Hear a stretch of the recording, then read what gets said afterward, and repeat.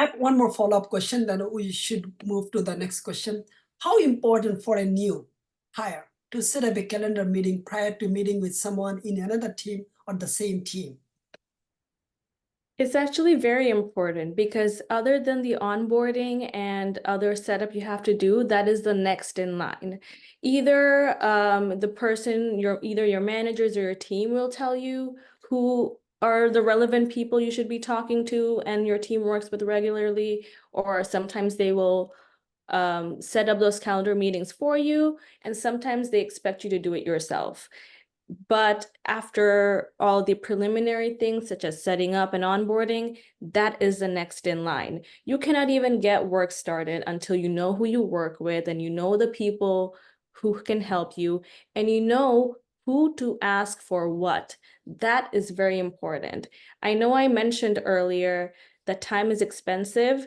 This is meeting people and knowing who is for what and who to reach out for what is a way of being efficient, which I actually learned later on, because one time I was reaching out to the wrong people to help me with the wrong things. And of course, they understood I was new, but they don't like it when everyone's busy. They don't like it that when you are reaching out people for the wrong things, especially higher ups or especially people in other teams.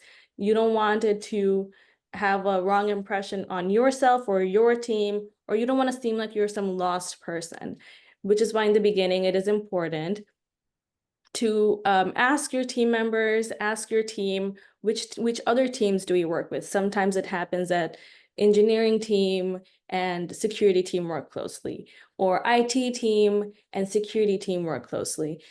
You should ask around, ask your managers, ask your team members, who are the people who we are most aligned with and who we work with most regularly, and who will most likely need to help me or communicate with me. You get a list of those people, either they or you start setting up calendars during free times and wait for acceptance to those calls and have one-on-one meetings, typically between 15 to 30 minutes. You introduce yourself, you kind of share what kind of experience you have, what kind of skills you have, what role you're going to play in this organization now that you joined, and what kind of expectations or insights you have to share and how you are excited to work with them in the future.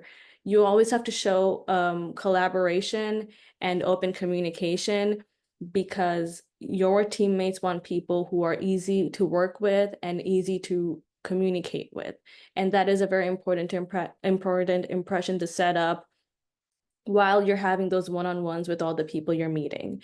So it's very key to know the people you work with closely, to have those connections and open communication set up before you start work, because once you start work, it's busy. No one has time to be like, hi, how are you? Who are you? What do you do?